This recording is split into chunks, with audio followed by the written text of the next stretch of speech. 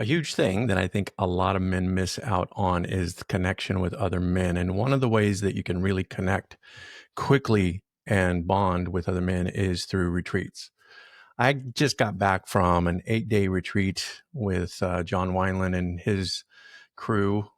We spent 8 days out in the Mojave Desert away from everything. And that was such a beautiful experience because there was no phones. It was just back in nature. And it was such a refreshing time for me. I came back just completely re-energized. And I got to meet and work with a lot of men that I would have never got to work with had I not gone on that retreat. And I've probably been on, I don't know, in the course of my life, probably 30 or 40 different retreats. And I got to tell you, every single one of them, I walk away with something. Welcome to the Nice Guy Show. My name is Chuck Chapman. I'm here with my co-host, Faisal Khokhar and Ari Gronich. And today we're going to talk about the importance of men's retreats. So the thing about it is that if we're really honest, it's really easy to kind of sit back and not engage. I think as nice guys, we tend to do that. And going out and spending money on yourself, another thing that nice guys hate to do, is one of those things that kind of stops us from engaging. But retreats, I feel, are really important. And so let's start with Ari. Ari, what are some of your experiences about going on retreats, specifically men's retreats? What have you gained? What have you gotten from those kinds of experiences? Yeah, they've been really powerful. I've only been going on men's retreats really for the past 3-4 years. Um, some of the things that I've gotten are, I think, yeah, disconnecting from uh, electronics, kind of my normal habits, um, getting to explore new kinds of modalities, things like breath work, um, shamanism, um, different kinds of meditation, energy work, like it will All the woo expand woo your stuff. mind. Woo woo stuff. But then even just, I think the highlight of the retreats I've been on have just been connecting with other men. Uh, a lot of times just in the one-on-one downtime, Yeah, like yeah. we're always so distracted by phones, generally. You're not on your phone on these retreats. Sometimes they'll lock the phone away. I was on a retreat like that, um, and then you start realizing the kind of relationship you've had with your phone. Oh, yeah. Like you have that kind of phone withdrawal, and you have to get used to it. Yeah, but once Um, you're used to it, and you're like, oh, I never want to go back. And then when they hand you your phone, you're like, this is like, yeah, I know. Want it. I don't I want it, but think I want it. I think retreats also can push you past your limits. Just like they might um, they might be really long, and like even keep you up late or Mm-hmm. even deprive you of food at times. Um, and so, Kind of so I push you to think, the edge. Yeah. yeah, push you to the edge. There are valuable things about that. So, you want to look for retreats that are going to expand you and push you in different ways. Those are some of my initial thoughts. It's What kind of the what about opposite of you? what Faisal likes. Faisal likes the posh retreats with all of the, No, yeah, I do. I do. I like. Uh, he He likes likes the massages and bidets and the you bidets. got you guys are in the woods and chopping wood and then carrying home and then lighting a fire. There's nothing there and there's no water, nothing there. I'm going, fuck, that doesn't sound fun, right? I do. I mean, I've been on some retreats. I've also organized some retreats, and like the one thing that you guys both said was it was connection, and a lot of guys are deprived of connection. A lot of nice guys are lacking that connection, and I work with a lot of guys who are very successful, and they're usually entrepreneurs. They're working at home, And what they're doing is they're not really getting out.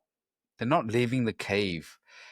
And retreats are a great opportunity to meet, connect like-minded men, like-minded guys, and then also work on the skills and the work on your skills that you wouldn't normally have the opportunity to work on. There's a lot. I mean, of course, there's a lot we can do on Zoom, but there's no compensation for being in real life. And, you know, we are social creatures. Our brain needs other people in the physical to be there and present.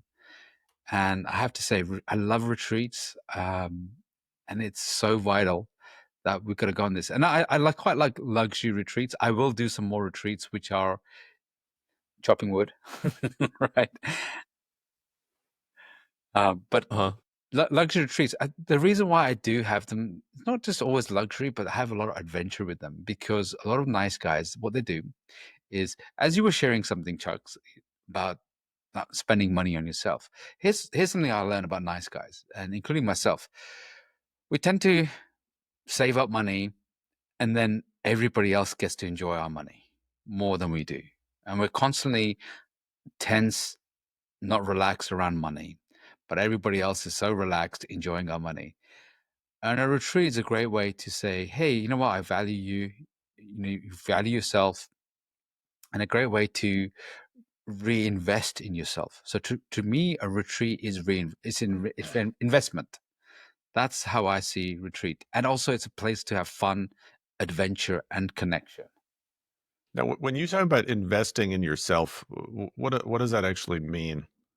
Are you trying to replenish your energy? Are you trying to grow as a person? Is it all of the above? Yeah, everything. Because what do most nice guys do? They spend money on everybody else to get their approval, to get them to like you. Like the quote says, you know, don't go broke trying to impress broke people. The guys I work with, most of the guys I work with are single, nice guys. They'll spend 100, 200, 300, $500 on a date, but yet they'll be really tight about spending money on themselves, self-caring for themselves. They will be like, well, I've got the same socks and same pants, and I'm not really, they've neglected themselves. They neglect their hobbies. They neglect themselves. They might be really good earners, entrepreneurs, successful, but they'll never spend a lot of money on themselves because they don't get that high from that validation, that approval. So everybody else enjoys their money but themselves. Do you guys resonate with that? Do you guys feel like, you know, you've done so much for everybody else, but you don't? Yeah, although I'm much better at it now, you know, like Yeah, I will make sure that, you know, sort of like I get the first fruits, you know, that's it. as a way to, you know, and one of the things that I realized for myself is, uh, you know, the first retreat I went on 3 years ago after being in COVID lockdown, you know, was the first one that I had gone to, and I hadn't realized how much just crunchiness I had been carrying for those COVID years. And it was really kind of the first time to kind of get out. And even then, we were like taking COVID tests and, you know, making sure, you know, that nobody had COVID. But I realized from that I really need to have kind of what I call refueling stations in my life. And and this goes back to kind of doing good things for yourself. One of those refueling stations, those retreats are kind of my refueling stations. So, you know, I try to go on 3 or 4 retreats every year, to try to go to one each quarter.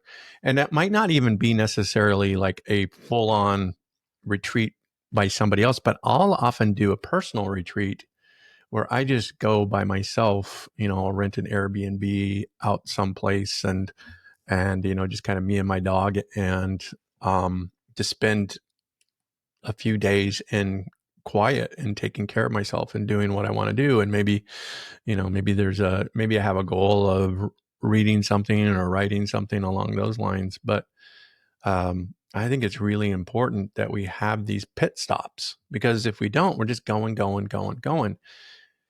And most of us work all year long to take a week's vacation, but why not like plan? It doesn't even have to be a full week. You can take, a long weekend, find yourself an Airbnb and go someplace. Or, you can be involved with different organizations who oftentimes have retreats and be part of that.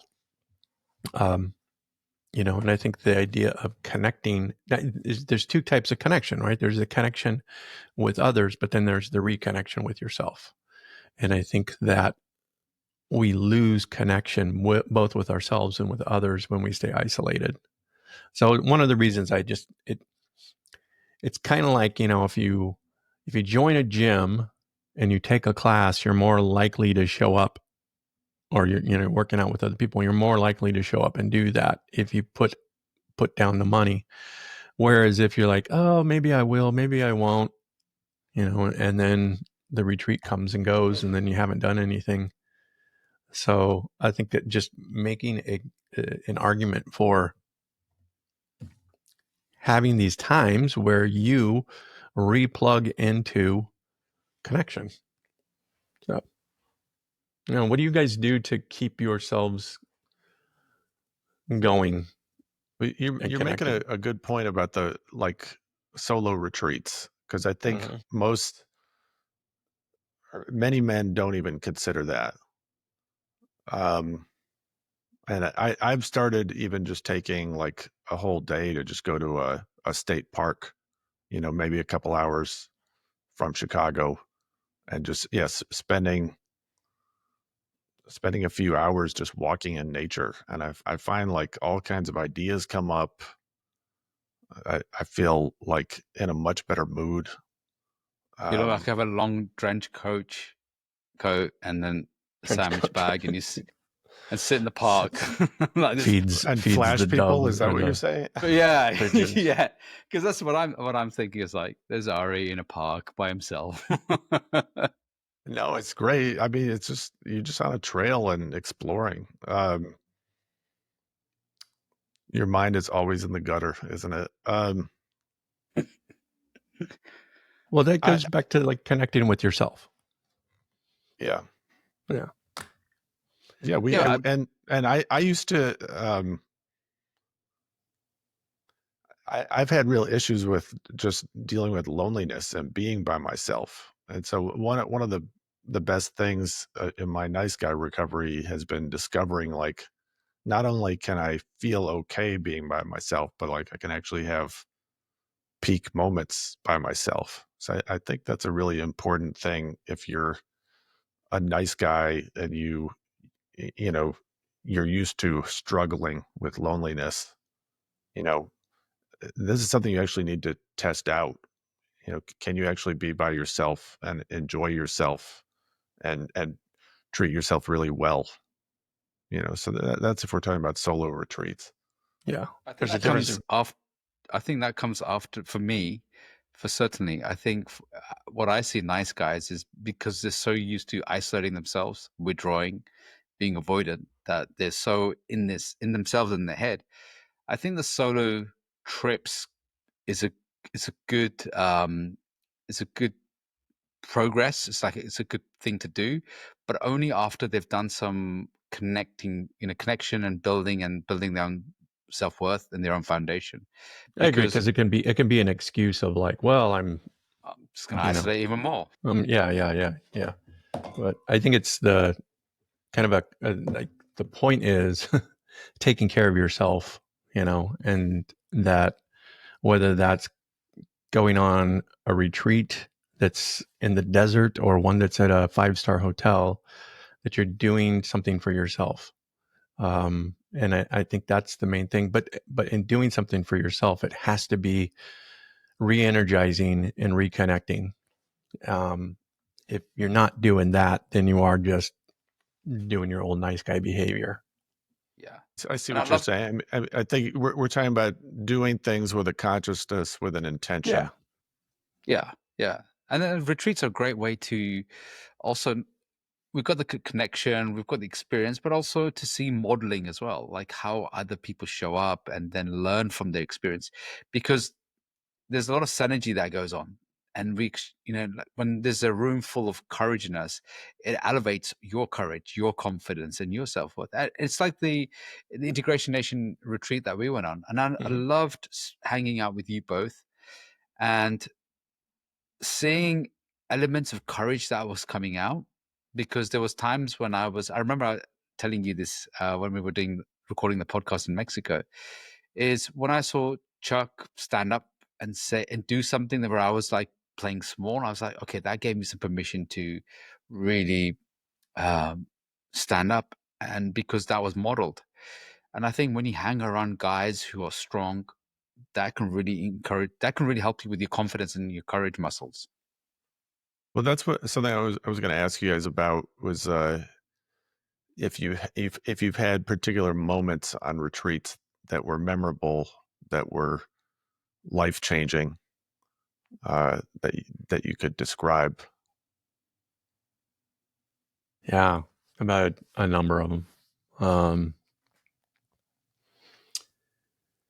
Yeah, I think one of the ones that one of the things I got from this past retreat that I was on was the idea that John had said that the feminine wants to give you her gift, and it kind of hit me profoundly because I see myself as a really good gift giver. I'm actually kind of known in my family as like the gift giver. People are always like, "Oh, Chuck's gift. Let's open and see what this is," because I'm, just to brag a little bit, I'm really thoughtful. Like my wife will say something in, June, and I'll remember it all year long. And then, around Christmas time, I'll go out and I'll curate it and I'll research and find the best one, and then, present it in a really beautiful way on Christmas Day. What I realized was I'm a really bad gift receiver, because if somebody doesn't give me a gift in the same way, so when my wife gives me a pair of socks, I'm like, you must not love me.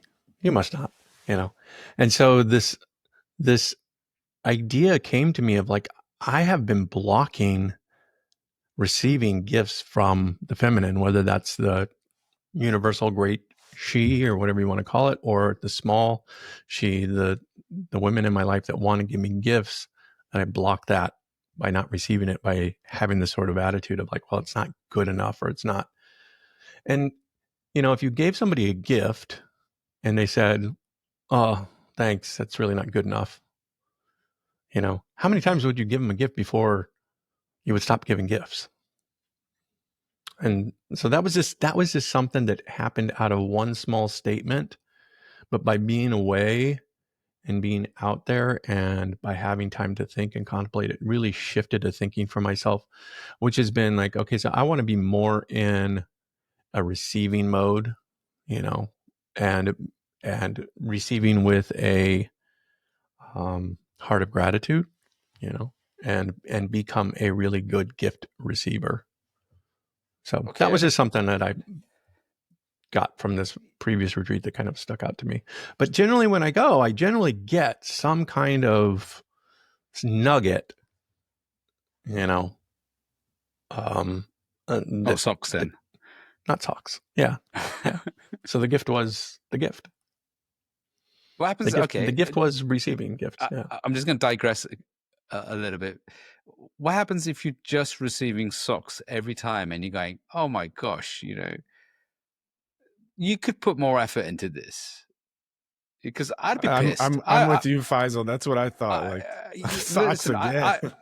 I'm like, okay, I can be grateful for a certain time, but fuck, socks again, and I'm buying you this. I'm putting all this effort into it. Whether it's a contract, then pretty soon you're not going to get any socks at all. I'm happy. Yeah, thank God, because I think that receiving the socks constantly will make me resentful than having nothing, because then at least I've got nothing. Because I'm thinking, well, I'm receiving scraps here of your attention and your effort. I'd rather receive nothing. I use socks as an example of, a hat. Yeah. But I think, but it also comes down to like the person themselves. Like my wife is a very practical person, so she thinks in terms of like, I want to make sure you have everything you need, you know? Whereas I see Christmas as like, this isn't what I need, this is what I want, you know?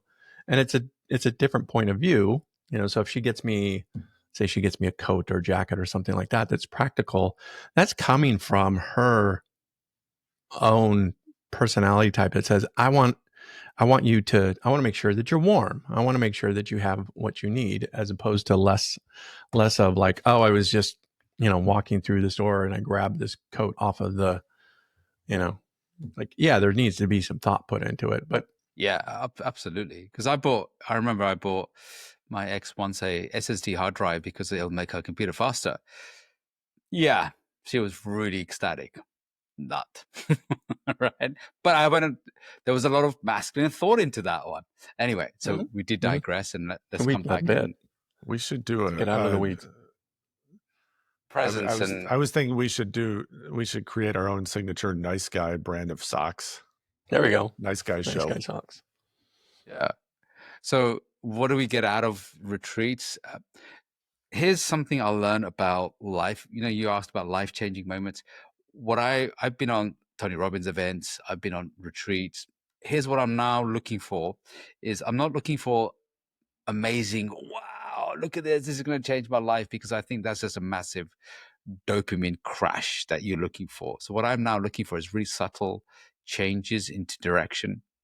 And I recently went on a trip with my sons, so two of them, and three of us had this was our first, as you guys call it, vacation. So this was our first holiday together. Normally I've been with family or with ex-wife, and this was going to be all adventure. It wasn't all 5 stars, but it was all adventure. Second day we were there, we're in the desert with buggies, adrenaline packed, exciting. And the next day we had a day to ourselves, and the day after we spent, okay, we're going to go on an adventure to the Sahara Desert. And at this time, we're a little bit grumpy, we're a little bit tired, exhausted because of the timings, and we've been up all night. And there's 3 of us sharing a room, and then you got one of us that snores, and it just there's a lot of disruption.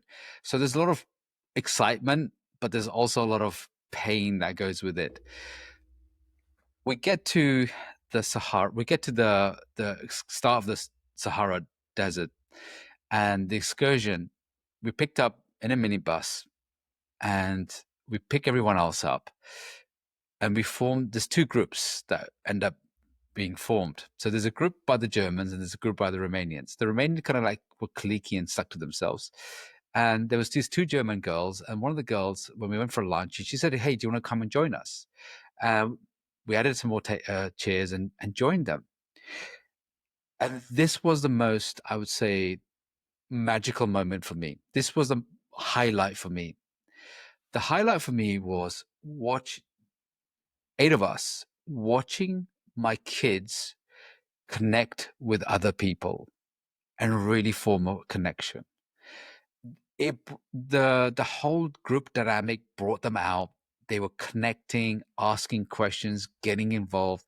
I was watching their social skills and kind of giving them some ideas and tips how to really fine tune that. But being able to establish that. And now we've got a bond together. And my kids have got a bond together because they were the only 2 youngest ones there. As we went through this whole journey, I can see them really interacting and connecting with them. We're in the Sahara Desert. It was magical, absolutely magical.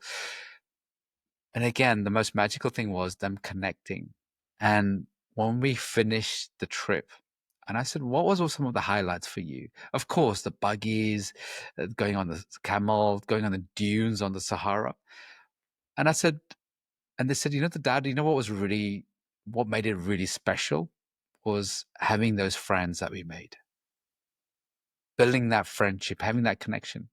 I said, what would it have been like if it was just us 3? Oh, boring. We would have gone on each other's nerves, pissed each other off, being really annoying. Daddy would have told us off all the time. So that's what it would have been like. But having just a tribe, a connection I could see that how excited they were to just join the rest of the group, have dinner with them, because we had lunch, breakfast, lunch, dinner with all of them. And to me, that was incredible. And that, what I learned from that was having retreats, having events, it's the connection that people will value the most and get out of it. Yeah. Yeah. Yeah. I totally agree. I just, we're all kind of isolated. We're spending a lot more time, interacting on screens with people. And so to have concentrated like whole days with other people, I think is so valuable, including with strangers, and ideally with strangers who also are have a consciousness, you know, who want to grow. I don't know if I brought this up with you, but one of the retreats I went on a few years ago was just a men's retreat, mainly a breathwork retreat. But the first night I got there, I was telling uh, the guys my story of like my marriage and what happened, my ex-wife's affair. Now that she was now living with him, and now my son is with him half the time, and that this was my worst nightmare. I mean, I basically described it that way. Um, that my son would have a relationship with him. Um, and one of the guys who I didn't know really challenged me on it. He had actually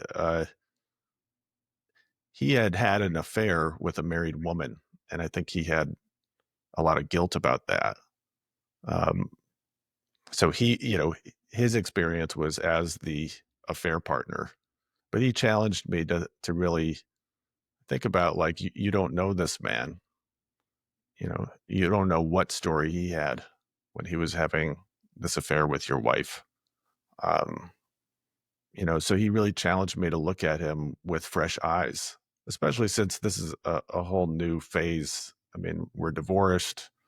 Um, she gets to find someone new. I get to find someone new. So that really shook my mindset, and that opened me up to, like, I need to work on this. I need to figure out what's the best relationship that I can have with this man. So, that was a life-changing moment, and I took steps after that to actually shift my relationship with him. So, these are the kinds of things that can happen on retreats. Your mind can really shift.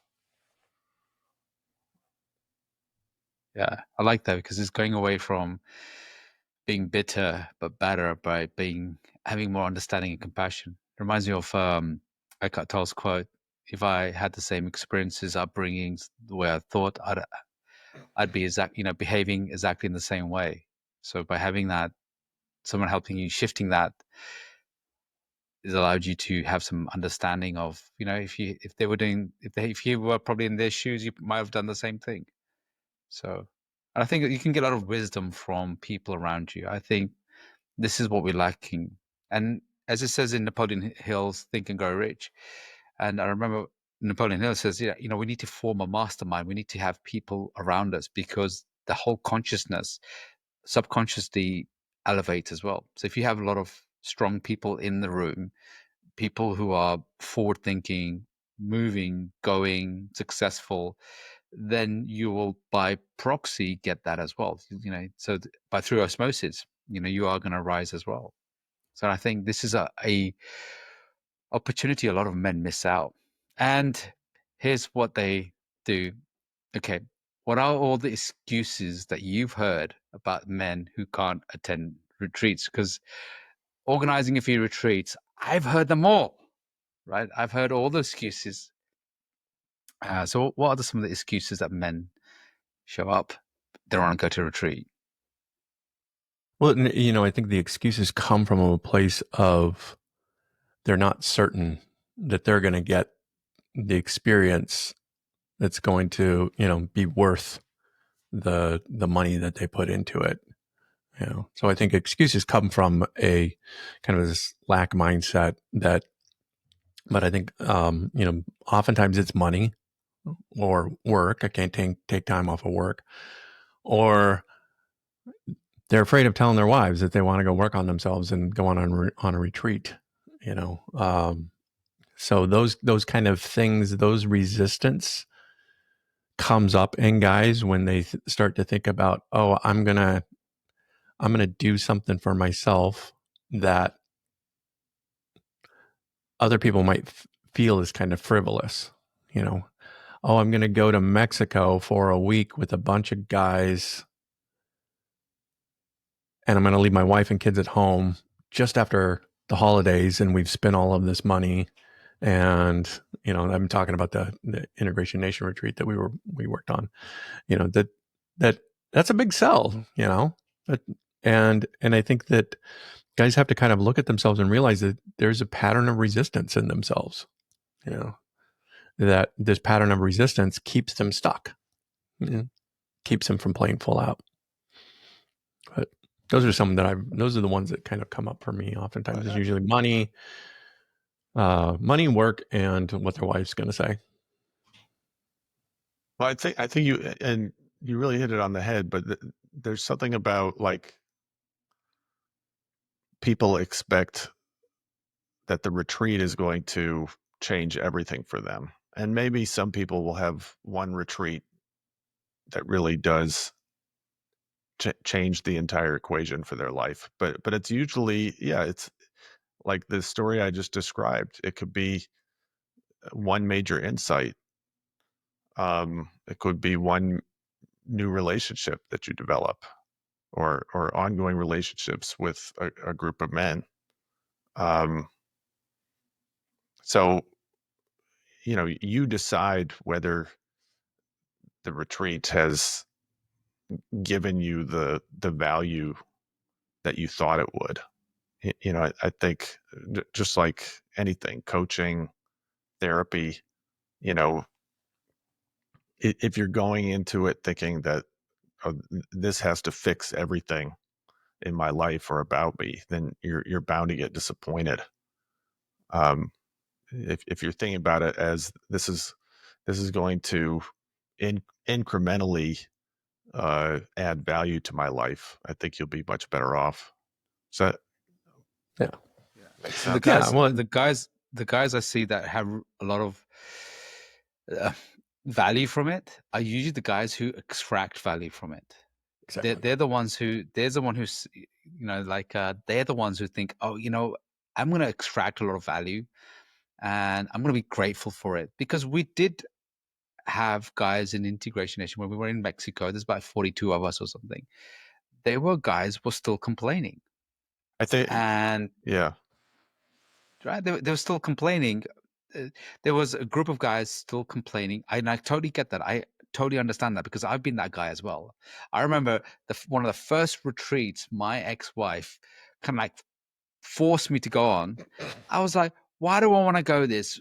Why do I want to hang around with a bunch of strangers in this massive house? What am I going to really get out of it?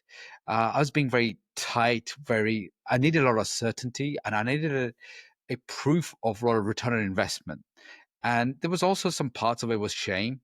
Oh, do I need to go on a retreat because there's something wrong with me? There's inadequacy. So it brought up a lot of scarcity, shame, being really tight about it. Because again, I'm going to spend every money on everybody else, trying to win their approval, trying to go broke, trying to impress broke people, impressing, but treating myself. There was a lot of hesitation, and I saw this with Integration Nation as well. I saw this with retreats I've organized. Is, oh, it's too far. I haven't got my passport sorted out. I can't be bothered. And that's exactly when guys like that do tend to show up on retreats, I usually have the same nice guy, critical attitude. And they are ones who always see the glass is always half empty. And they are the ones who always keep on blaming everybody else. Because I didn't get the value. I'm like, well, if somebody else did. So is it possible that you didn't extract the value? Yeah, of course, some retreats, everybody's going, oh, this retreat's rubbish, then you get it. But if a lot of people, if people are getting a lot of value from it, they're having a great experience. Maybe there's something else going on with your filters than there is with the retreat. I think you articulated something that I was trying to say. It's that you as a participant have a responsibility to extract value from it. It's not just something that you're passively given. It made me think about like the ayahuasca retreat I went on a few years ago. And I was hoping for some kind of major psychedelic explosive experience, and I had a little bit of imagery come up, but it wasn't this kind of wild, like physical out of body visual experience. thing. You didn't throw up in buckets and shit your uh, pants like Glover. yeah, no, there was definitely purging, but that's not why I was there. I wanted the You wanted fireworks. insight. Yeah. And it, the highlight of that retreat was just the connection time with people. And realizing like that the intention you bring to a psychedelic, or, plant medicine experience, affects your experience of it. If you're, maybe that was the insight that I needed, was that I was looking for some kind of fireworks to tell me something. be okay with disappointment. Be okay with not having that attachment to outcome. Well, this Yeah. is covert contract, right? I expect this. It doesn't work out the way I expected. And so now I feel resentful. And have a tantrum. And have a tantrum. Yeah. Yeah. I wasn't going to Yeah. bring up my tantrum. Yeah. No, did, I agree. did you have a tantrum? Did you? Yeah. Did you throw the bucket? Yeah. Full of... Yeah. It's like going to, I mean, just more metaphorically going to a, kind of a smorgasbord or like a buffet kind of thing, and standing there and waiting for somebody to feed you, and then walking away and people say, how was that? And you're like, oh, I starved the whole time. Nobody came along and served me. It's like, oh no, you're actually supposed to go and serve yourself. So I think that, and it is, the part of the resistance too of, oh, I'm going to go to this thing. I'm going to spend a lot of money. I'm not going to get anything out of it, but everybody's telling me I should do this. So I'm going to go ahead and do it, but I'm also going to prove them all wrong that this really was a shitty experience. And it's kind of like, okay, well, going back to the idea of like being a good receiver, if you're looking at a pair of socks as, a crummy gift, then you're not being a good receiver. I don't care what Faisal says. Yeah. And when you get some people who really do get a lot out of it, and there's people who just there are people who would just want conflict, right? The oppositional defiant disorder, the ODD, they have whatever you say, they're going to say the opposite too. When they're like, okay, yeah, that was really good. That was amazing. No, it wasn't. It was horrible. And then somebody says, oh, that was horrible. They're like, no, it was amazing. So you're always going to get a bunch of Whiners. Whiners. Well, and they're the ones, they're the ones with a dead bedroom or no action in the bedroom, right? So you want to fix your dead bedroom. You want to get some more action. Stop being a whiner, right? Get out there. Stop being so tight for yourself and then wasting money on everybody else. I think that's people stop people pleasing. Stop trying to get that approval. Yep. And I think the other thing is like you want to go into it with a good mindset to begin with, a open mindset of, I don't know what I'm going to get here, but I know I'm going to get something, as opposed to a mindset of like, okay, what are you going to give me? And I think that's a mindset that a lot of nice guys kind of come into, is like, okay, what do you got for me that's so great? Change my life. I dare you, and I think it's that kind of mindset that creates a blockage, from being able to receive anything. Is that putting the retreat on a pedestal? I just paid a whole bunch of money and you guys need to give me the value from all of this kind of stuff. And is putting a retreat on a pedestal as well. It's like, okay, this is it. And I think one of the things I've learned as well, don't over focus on one incident or situation, because there's going to be many in your life. There's going to be many retreats, many circumstances, many situations that's going to give me highs and lows. So just experience that. This is another experience I'm having. Everything is on the way. Right? This retreat on the way to my last day. So there's going to be loads of things that are going to be on the way. So let's make it let's extract as much as I can from it, even if it's horrible, even if I didn't get anything out of it. Maybe there's a lesson in that.